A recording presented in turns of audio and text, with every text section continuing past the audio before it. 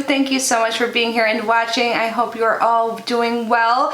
So today we're doing something new to our channel. We're going to do a Boxycharm quarterly review. So we are going to go over the past 3 months of Boxycharm. So all of the winter boxes, January through March. All of these months I did get both the Boxycharm base box or Boxylux and the Boxycharm premium. So I was thinking about it, since I do reviews at the end of all of my videos now, I'm not going to talk about each and every single item that I got in all of my boxes. I will link down below all of my unboxing videos for the past 3 months. And if you guys are interested in this type of content, I also did a 2019 Boxycharm year in review, so that's a longer video. I went over the entire year of Boxycharm. I will link that down below as well, along with just Boxycharm's website if you want to check that out. So yeah, we won't be going over everything. We'll just be going over my favorite things and also a few fails. So let's get started. So I guess let's start with makeup. So the majority of the items I am going to talk about today are makeup related. Let's start with eyeshadow palettes. So I believe we received 4 total, and there was one eyeshadow palette that was a total standout this quarter for me. And I'm kind of surprised too, because it's a mostly shimmer palette and I was a little intimidated by it, but I love it so much. And this is a Tarteist Pro Remix palette. So let me show you it. I seriously had to make myself stop using this palette because I just was loving using it. All of the colors are so beautiful. They're so easy to work with, show up so well with little effort on the lid. And I love the mirror in here and everything. I am just totally digging this palette. Can't wait to keep using it. By the way, most things I'm talking about today are on my face, so I did use this palette in conjunction with the next palette we'll talk about. So the next is a palette we got in the Fenty premium box. So Boxycharm and Fenty teamed up to do a box, and I use this today because I just haven't been reaching for it. It's not like it's bad or anything. This is what it looks like, but this is just in like the fine or meh category for me. I honestly might pass this on just because I haven't been reaching for it. I used a few shades today and it performs fine. And there's a mirror, like everything about it is nice. I just, you know, have shades like this already in my collection. I just don't get excited or even think about it, like, you know, so I might be passing this one on, but I was happy to try it. It's not bad, not my favorite, just okay. Another palette we received was a Too Faced palette, and mine came shattered, and I haven't thought about this until today when I was doing some research, like watching my past few months of videos, that I emailed Boxycharm on January 13th that my you know, palette came shattered, and I still haven't like received anything. Like, they did get back to me and we emailed back and forth a few times. The last exchange was on January 17th. It is now April 6th when I'm filming this, and I have not heard back about that. So I wanted to ask you guys, have you guys ever like received something broken from Boxycharm? And if so, did they actually replace it or send you something else, or did they kind of just blow you off and forget about you too? Please let me know. So that was a bummer, so I can't really speak on that palette because one of the shadows just shattered everywhere, as you can see in my video. That'll be linking down below, and it's just all over. The shadow is just like unusable. And the next palette, the last one I'm going to be talking about, is, I'm just going to call it a fail. Boxycharm came out with their own palette. I've only swatched it, I've never used it on my eyes, and I'm not into it. I don't know. It seems kind of chalky. I've heard from other people, so I think I'm going to pass this on since I haven't actually used it on my eye especially.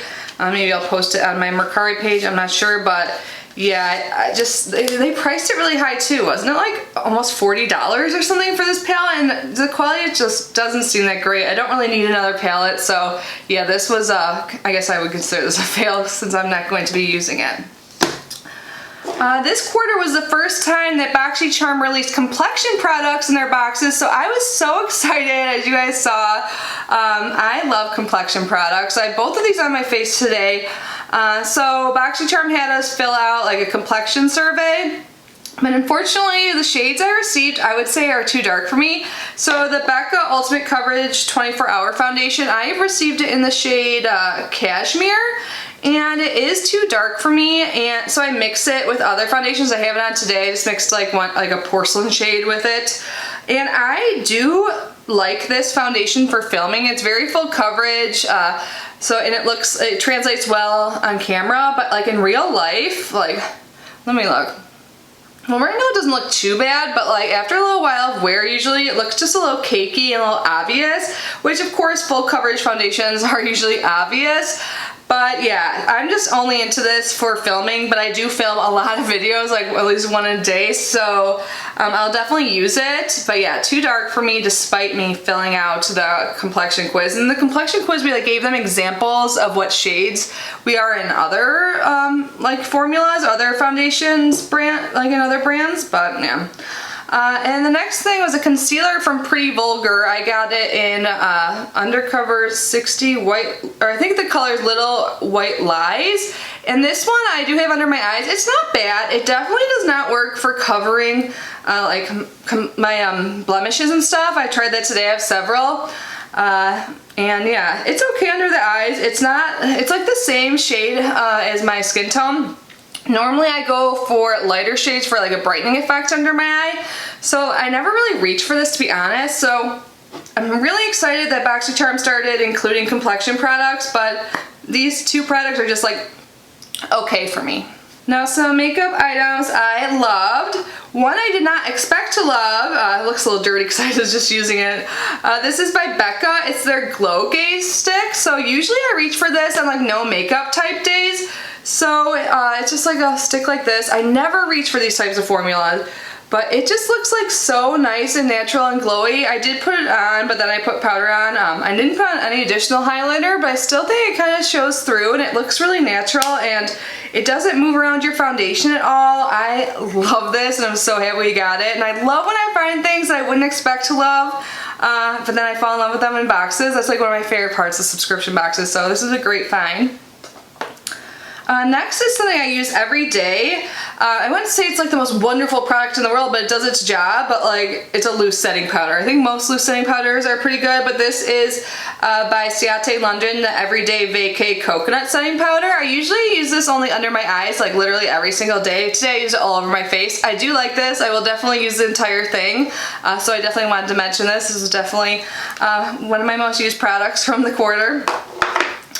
And then we received an Hourglass blush. I have this on today. I was so excited to get this. It might be like a little heavy today because I wanted to like test out how buildable it is, because usually I just put a little bit on. It's like a perfect like flush of color. It makes you look healthy and glowy. I totally get the hype now of Hourglass products. I mean, honestly, I wouldn't pay $40 for this, but I wouldn't really pay $40 for anything right now just because I'm not in that position. So I was super happy to get it in a box. It is just so pretty and natural, and I found out today it is buildable. So yeah, this is definitely one of my favorite makeup items we received. We received an eyebrow kit by Billion Dollar Brows in one of our boxes, and I honestly never use like the highlight and concealer part. I kind of tried it today, but only because I knew I was doing this video. But I do really like the brow pencil that came in it. It's like the universal shade. Sometimes I think I go a little heavy, it looks too dark, but I do really like it. I've been reaching for other eyebrow pencils lately just because I'm testing them out. But the part of the kit, so it came with 3 items. So we had like this duo-sided concealer and highlighter thing, the brow pencil with the spoolie, and then the brow gel. I recently started using brow gel every day. I think it does make my brows just look more natural, especially since I don't really have many when I draw them on. It can look a little fake. These like kind of like feather them out a little bit. So I've been really liking this brow gel, so I thought this was worth mentioning. Definitely happy I received it. And then the last makeup love, I have to say, is by Fenty, and this is their Mademoiselle matte lipstick in single. I have it on today, and I actually had to go grab this from my purse, which is always a good sign that I really like the product. But I think it's so pretty. I wasn't sure if it like went with my eye look exactly, but I wanted to use it. It is just so comfortable, looks so pretty, stays on long. I love this. And the product by Fenty I thought was just okay, but I thought was worth mentioning since so many people hype this up. I put this on today too. Was a Fenty Gloss Bomb. Is that what they call these? Yeah, the Gloss Bomb in Diamond Milk. People rave about these on YouTube, like a lot of beauty YouTubers. I think it's just okay. Like in the try-on video I did, it was kind of sticky, so today I just applied a little bit less. And I think it's fine. Sometimes when I put gloss over lipsticks, I get it on my teeth, so I don't see that happening. But yeah, it's fine. I mean, it's pretty. It's a nice gloss. I just don't really get like the extreme hype, but maybe it's like different colors. I think like the shade Fussy is really popular. But yeah, it's just like a clear, glittery gloss, and it's really thick, so you definitely can't put on too much. So this is just like in the okay category for me. So those are all my makeup favorites and like okay things. And then for skincare, we received a decent amount. I honestly have like all of the items in front of me, but like I said, I didn't want to talk about every single thing, just like the standouts and the fails. So there were 2 skincare items I completely finished. One I have here because it was like in my empties bin, and this was by First Aid Beauty, the facial radiance pads. This is supposed to exfoliate, tone, and brighten. So there's 60 pads in here. I went through this. I use them like every day, and I really do think it made a great difference. Wait, it says there's only 28 pads. Maybe that's why I went through that. I don't know why I thought there were 60. I just totally made that number up in my head, I guess. But yeah, I would just use this like as a toning step in my morning skin routine, and I really liked these pads. I feel like they did exfoliate and brighten my skin, and I would definitely consider repurchasing them. So love these. And then the other thing I finished, I had to write down the name. They were cleansing wipes. So they were yeah, in the February base box, I got the pads, and then I also got by EVO these refreshing like hemp wipes, I think they're called, and they're biodegradable facial wipes. I've been trying to stay away from facial wipes just because they're kind of wasteful, you know, but these are biodegradable, which I thought was awesome, and they worked so well too. So I went through all of them. I did not keep the packaging, but yeah, that was definitely one of my favorite items, and I would consider repurchasing that in the future. And then a skincare item I still have. This is a cleanser. I use it. It looks kind of dirty because it's been like in my bathroom and in my shower. This is by Tula. This is a probiotic and superfoods Keep It Clear Acne Foam Cleanser. I really like this. I have acne prone skin, and this has salicylic acid in it, which helps prevent and treat acne, and I think it does a great job. This thing is huge. I've been using it like once a day usually. Sometimes I'm lazy at night and I'll use like micellar water or something. But yeah, it doesn't dry out my skin, and I think I have been getting less acne lately. Until recently, I think I have some stress acne, so I'm not going to blame it on my skincare or anything like that. I mean, like, it's a stressful world these days. I've noticed a few extra pimples, but I think that has definitely been helping me, so I'm super glad I got this, and it still feels really full, so this will last a long time. Yeah, 6.3 ounces, 180 milliliters. Love this. And then I have in front of me, I just thought I'd mention, I love the Sol de Janeiro Brazilian Boom Boom Cream, so we got like just a little one of this. I really like that. But I found out I don't really like the Coco Cabana cream. This is the one that a lot of people think smells like buttered popcorn, which it kind of does to me, but I don't really mind that. But it makes my skin feel kind of sticky after using it. Like the Boom Boom Cream doesn't do that, but this one does, and I just don't like how it feels, especially when I use it on my hands.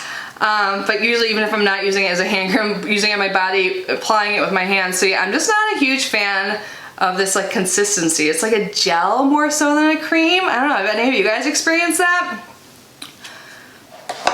Oh, and I guess I should mention, we got some sponges by Luxie. I love getting Luxie brushes through Boxycharm, but we got a set of 3 sponges.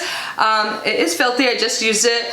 But this is the sponge I use like every day when I do my foundation. So yeah, I definitely wanted to mention I love the sponges, especially this one. So now let's talk about a few fails. I don't have them in front of me. So the first one was by Manna Kadar. It was a lip whip, and we got this in January, and I tried it in the January base box like video, and I just did not like it at all. So I passed it on to my aunt. I should ask her how it's like working out for her. It just did not work out for me, but it was like her type of shade. I just did not like the formula of it. Yeah, they call it a whipped lipstick. I don't know. It just like separated on my lips. It looked awful. So yeah, that was definitely a fail. Also, next one wasn't really like a total fail. I just do not get the hype of Farsali products in general. But we got the Farsali Radiance Serum / Primer.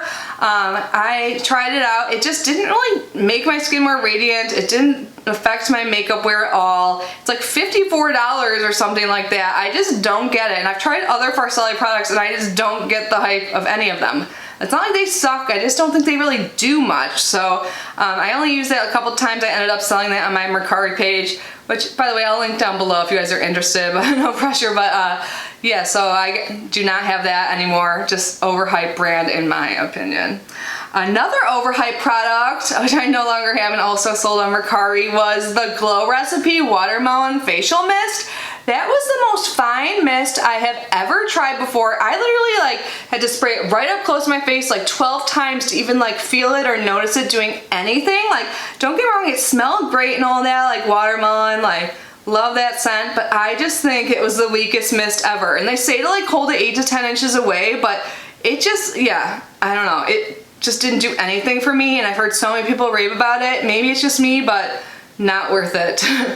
And those were really the only things I would say were like fails. Like everything else I didn't mention was just like in the okay category for me. Like there's a decent amount. I was gonna talk about like skincare stuff, but yeah, they're just like in the okay category. I guess one more fail would be the palette I talked about, the Too Faced palette, which is more a fail on Boxycharm's part. Like I know things break in shipping, that is fine. Like I'm not mad about that and I don't blame them for that, but just I guess the customer service part. So I should probably follow up with that. So that's another fail.